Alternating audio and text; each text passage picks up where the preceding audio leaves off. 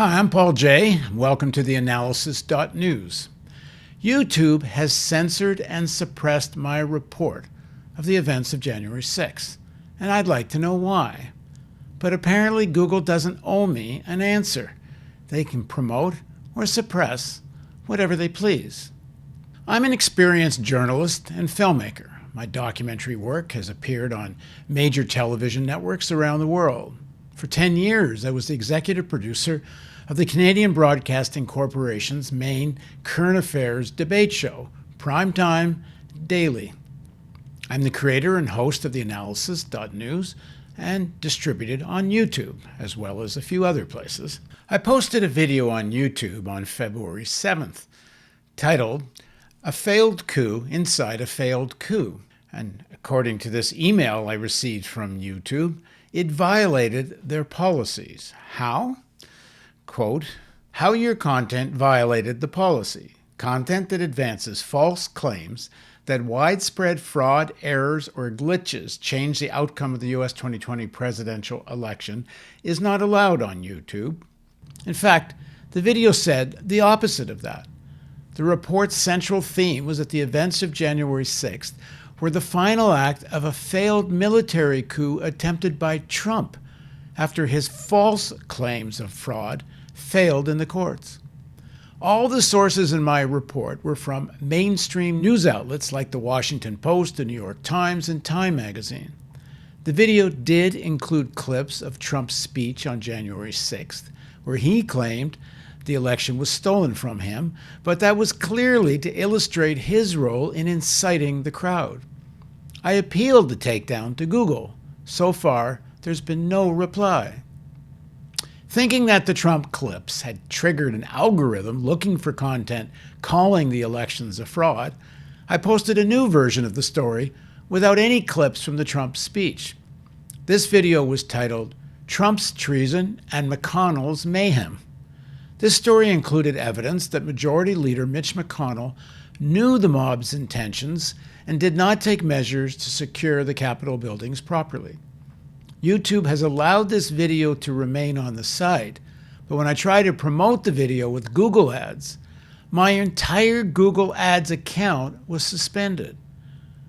Now, Google policy states that a suspension takes place when there is an egregious violation of YouTube advertising policy. And what is an egregious violation?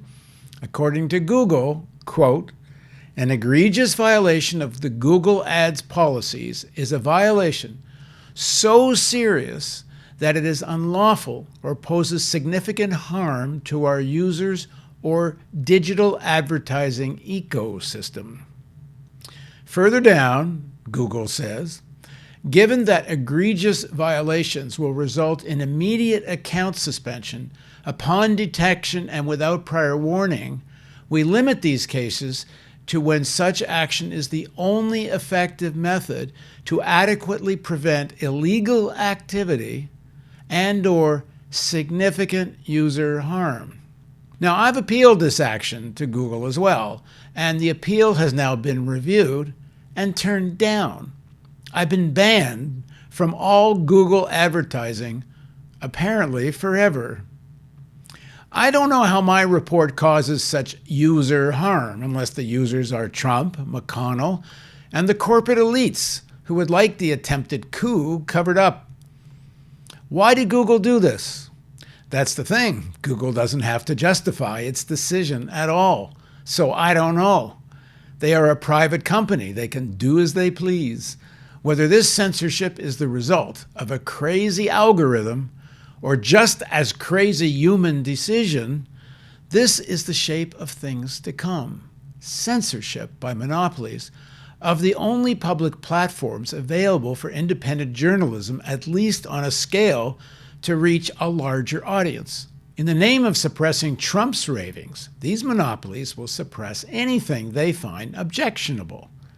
It's past time that YouTube and other such platforms are treated as public utilities with a democratic code of operation and publicly accountable supervision. The kind of censorship we're seeing here is really the tip of the iceberg of what's coming. The other big question is, why isn't the attempted coup getting more attention in the news? Everything I reference in my piece is taken from major news organizations published before January 6th.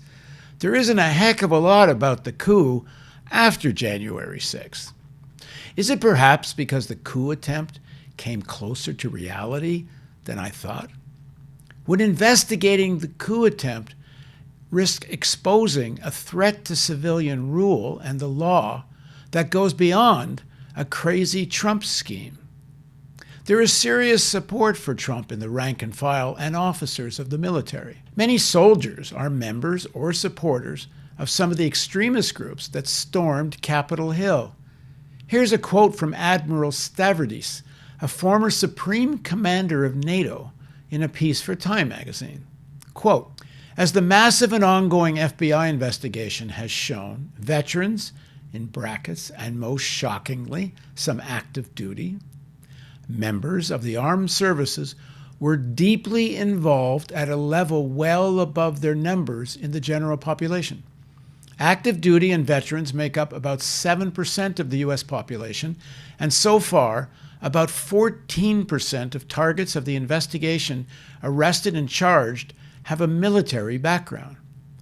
The Admiral continues, "As banal as it seems, recruits should be carefully scrutinized for gang tattoos, especially those associated with Nazi and white supremacy groups. Once people are part of the service, our leadership must be ruthless in disciplining and expelling those who drift in this direction." End quote. But it's not just about support for Nazi and white supremacist groups. There's also been a lot of reporting on the extent of support for far-right evangelical and far-right Catholic religious movements, both at the rank and file and amongst the highest leadership level. These forces are part of a rising fascism that goes far beyond Trump. The attempted coup, and that's what the Financial Times called it on January 4th, needs a full investigation. Here's the video report that Google is suppressing. You decide why it's deemed so dangerous that I should be banned from advertising on Google forever. Now, of course, it doesn't totally hurt me that I won't give any more money to Google. That being said, it's pretty hard to promote anything on YouTube without those ads. And if this video gets taken down by YouTube, please tell everyone to come to the website, theAnalysis.news, and watch our work there.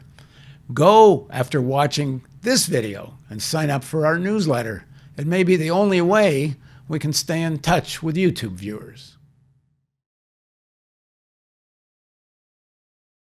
Hi, I'm Paul J. Welcome to theAnalysis.news. Did Donald Trump attempt to organize a military coup against the Biden administration? The evidence suggests he did. If this is true, shouldn't he be charged with sedition and treason and not merely impeached?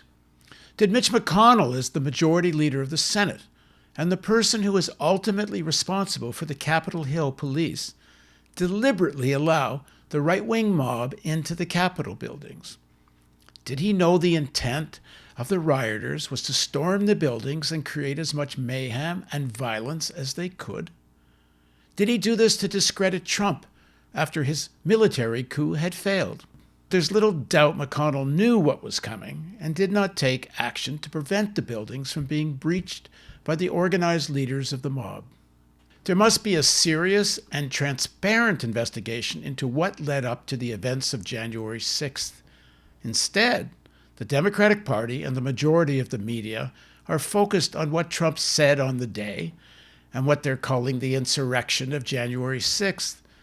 But the evidence suggests the riot was the final act of a failed coup.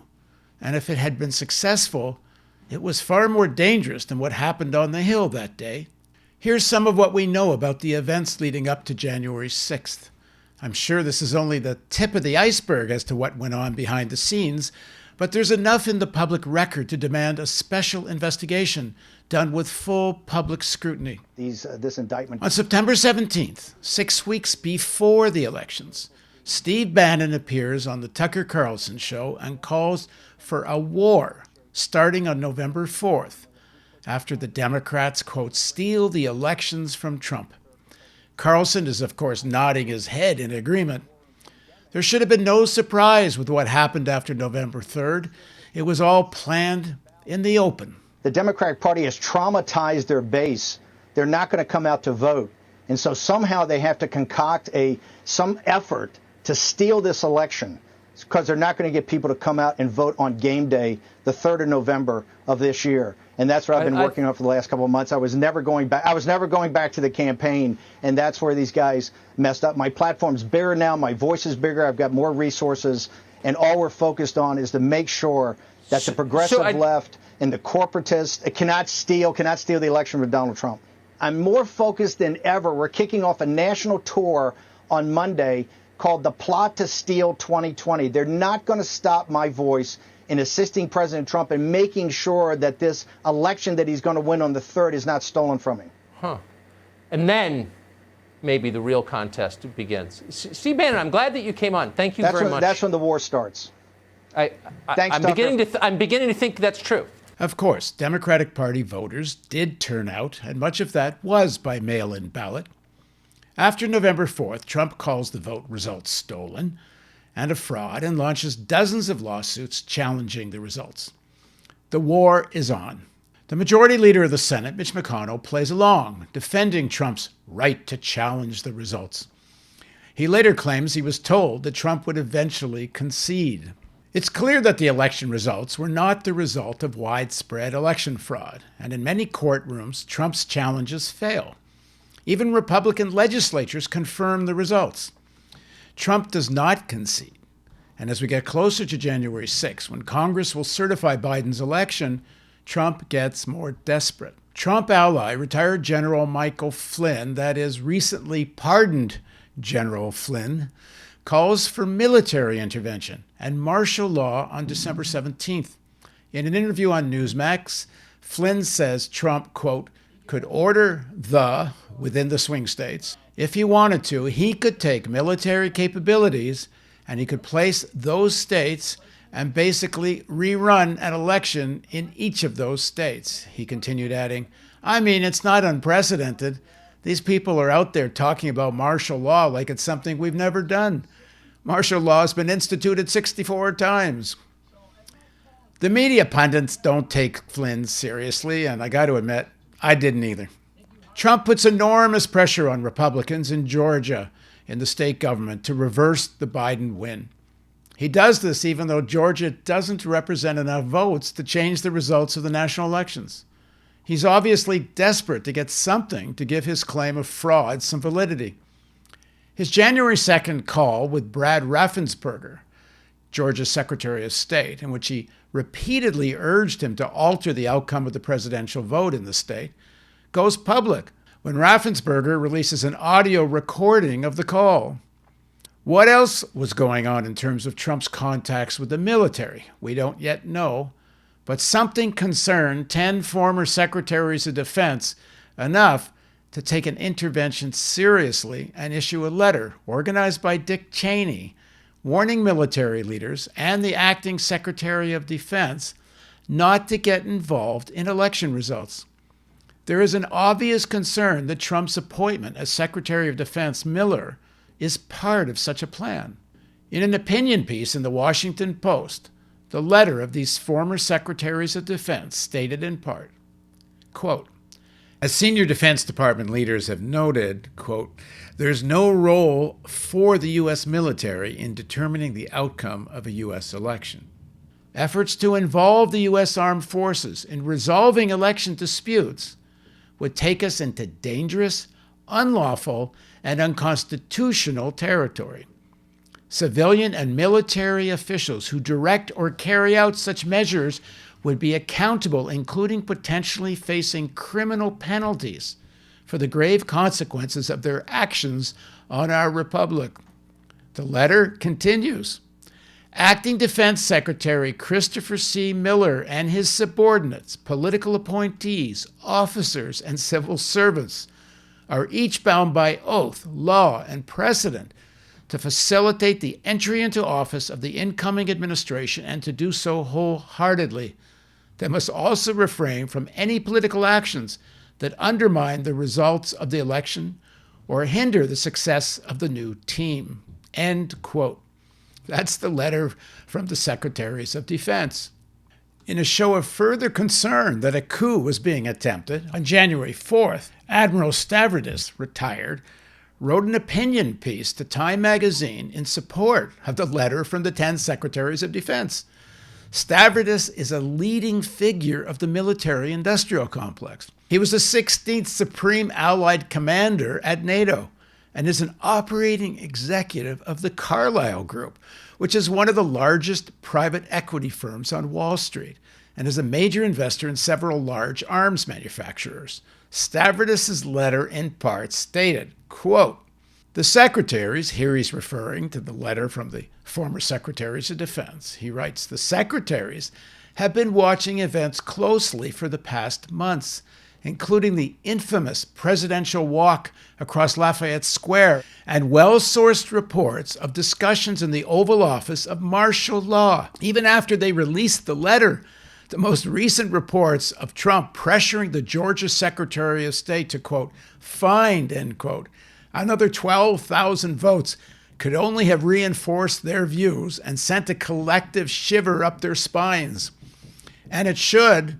Nothing in our lifetimes is this more direct contravention of the oath of each of these cabinet secretaries swore to, quote, support and defend the Constitution of the United States."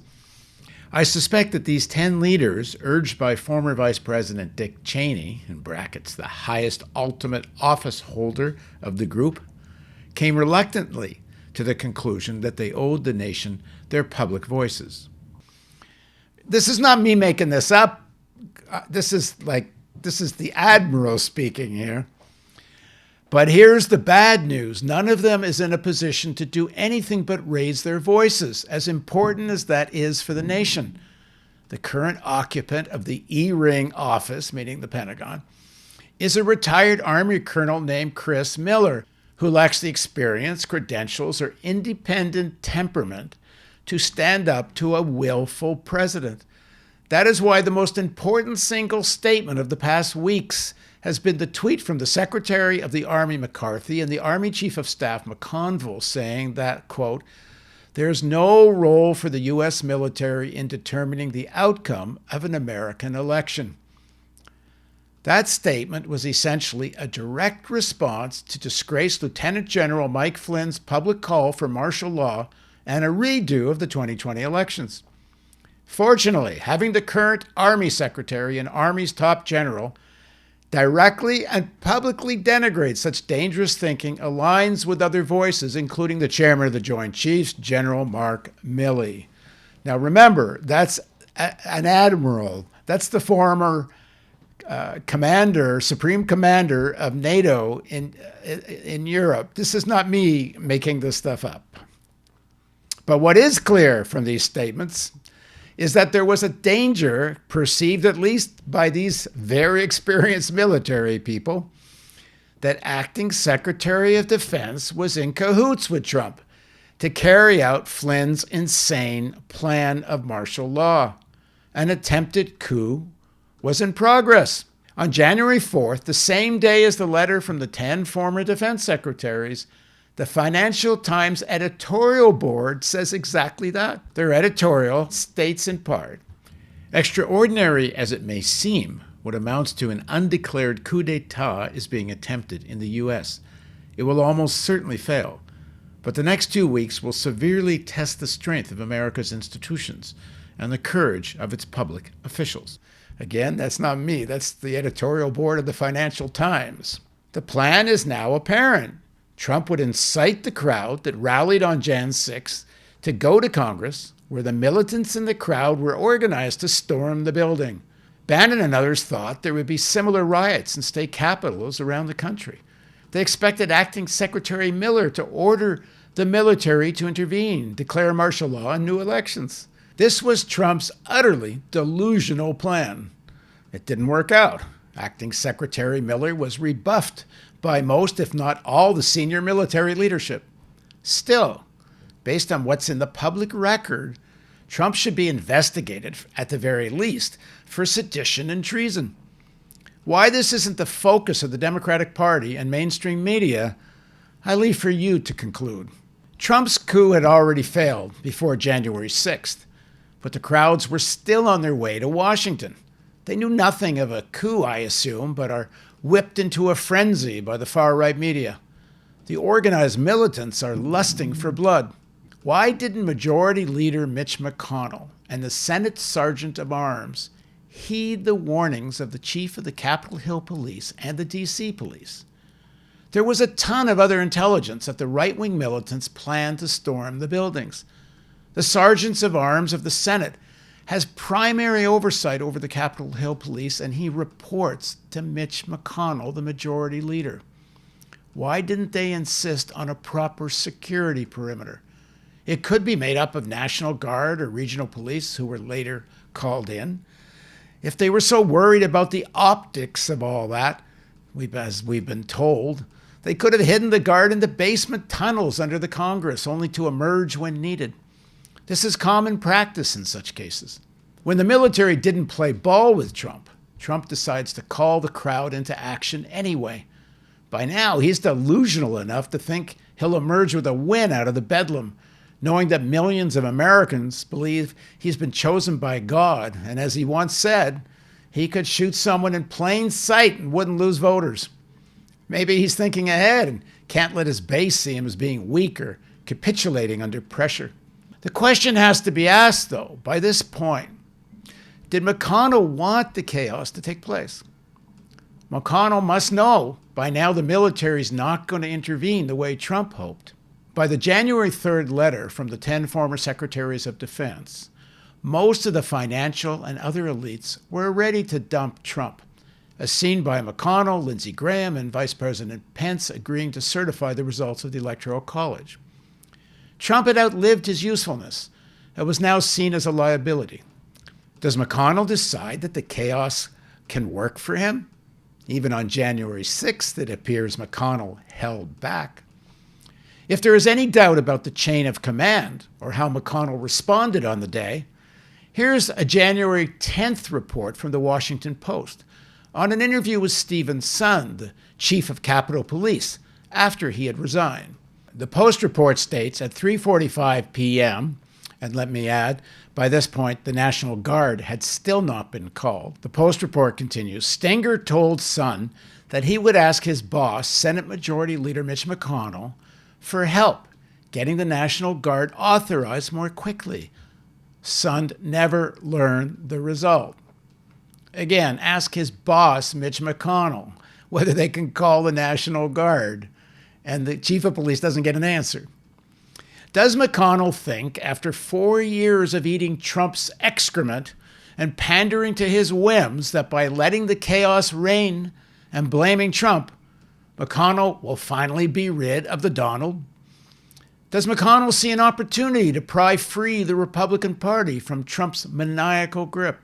Perhaps the most startling evidence of this coup against Trump now is that the Capitol was breached around 2 p.m., and at 3:34 p.m., the American Manufacturers Association, who had supported Trump for 4 years and received all the tax cuts and deregulation they wanted, only 90 minutes after the doors of Congress are breached, they issue a statement calling for Pence to invoke the 25th Amendment and remove Trump. 90 minutes after the doors are breached. How could the American Manufacturers Association do a turnabout so quickly? Was the plan to use January 6th to disgrace, weaken, and remove Trump in place prior to January 6th? And was McConnell in on it? Had Trump's insane refusal to peacefully transfer power threatened the investor's paradise that is the USA? Volatility is good for markets up to a point, but martial law and the overturning of American democracy, that's in quotation marks, was going too far. In the middle of the COVID pandemic and deepening crisis, the elites needed some rationality back in charge of the country. That is, after milking the Trump presidency for everything they could. Why there isn't more focus on McConnell may have something to do with the fact that it may open a can of worms for the Democrats. While the Senate Sergeant at Arms has the more senior duty, the Sergeant at Arms of the House shares responsibility for overseeing the Capitol Hill Police and answers to Nancy Pelosi, the majority leader of the House. There are claims that Pelosi was lied to about security planning, but at the very least, shouldn't she have been more vigilant? Pelosi is just as savvy as McConnell. Did she really not know how weak the security preparations were? If the questions about McConnell are pursued as they should, there are some serious questions about Pelosi's role in all this too. Did the House Sergeant at Arms not keep her informed of the planning? Did he lie to her? This is what Acting Chief of Police Yogananda Pittman of the United States Capitol Police, and she's acting after the previous one resigned after the events of the 6th. Here's what she told the House Committee on Appropriations on January 26, 2021. This was a closed-door hearing. The transcript was obtained and then released by the New York Times. Pittman's statement reads, "Let me be clear. The department should have been more prepared for this attack. By January 4th, the department knew that the January 6th event would not be like any of the previous protests held in 2020. We knew that militia groups and white supremacist organizations would be attending. We knew that some of these participants were intending to bring firearms and other weapons to the event. We knew that there was a strong potential for violence and that Congress was the target." Further down, she says, the Capitol Police, quote, "adapted a new security perimeter based on instructions it received from the House and Senate Sergeants at Arms." Additionally, on January 4th, now that's 2 days before the events, additionally, on January 4th, former USCP Chief of Police Stephen Sund requested that the Capitol Police Board, that's the 2 Sergeant at Arms primarily, declare a state of emergency and authorize a request to secure National Guard support. The board denied the request, but encouraged Chief Sund to contact the D.C. National Guard to determine how many guardsmen could be sent to the Capitol on short notice, which he did. End quote. Why did the 2 Sergeant at Arms deny the request of the Capitol Hill Police Chief? Clearly, a decision was taken not to include the National Guard in creating a more robust security perimeter. Are we to believe the Senate Sergeant at Arms took this decision without consulting Mitch McConnell? Remember, on January 6th, the Washington Post reported the Senate Sergeant at Arms said that he couldn't call in the National Guard without talking to his, quote, boss, Mitch McConnell. Is it possible he didn't consult Mitch McConnell before the 6th? If this was a McConnell trap, why did Trump fall into it? Perhaps his megalomania, he couldn't let go of the moment to incite the crowd. Perhaps he was afraid his fascist base would turn on him if he didn't give such a speech. In fact, there are reports that the Proud Boys have now turned their back on Trump because he critiqued the violence and didn't give them pardons. Who knows what goes on in the mind of Trump? But step into the trap Trump did. Maybe Trump will have the last laugh if he's not charged with sedition and treason, and if he's not convicted in the Senate, and goes on to be a major power player in the GOP. Maybe he ends up smiling. Why does Trump remain so powerful in the GOP even after these events? Because he represents the forces of rising fascism. As I've said before, he's the buffoon tip of a serious fascist spear. There's a mass base for Trumpism, just as there was for the racist and militarist Ronald Reagan. This is a truth that everyone has to face. The Wall Street-friendly policies of Clinton and Obama strengthened these forces. Will Biden be different? There are times the irrationality of capitalism is more fully revealed, where the shroud of American mythology is shredded by events. We are in such times. The storming of the Capitol buildings and the attempted coup was enabled by 4 years of Big Capital fawning over Trump's favors and nurturing his megalomania. Larry Fink, who runs BlackRock, the massive financial firm with $8 trillion under management, and is a Democrat, said a couple of years ago that Trump had ticked off everything on Wall Street's bucket list. Combine that with their acquiescence toward Trump's criminal mishandling of the COVID pandemic and climate crisis denial. As I've said before, the billionaire class is not fit to rule. Will Trump and others, including members of Congress, be charged with treason and sedition? Will McConnell's role be investigated? Unlikely. That wouldn't support the myth of American stability, the shining beacon on the hill. Wall Street and the American Manufacturers Association wouldn't think that's good for business. Hell, coups only happen in the third world, not advanced democracies like ours.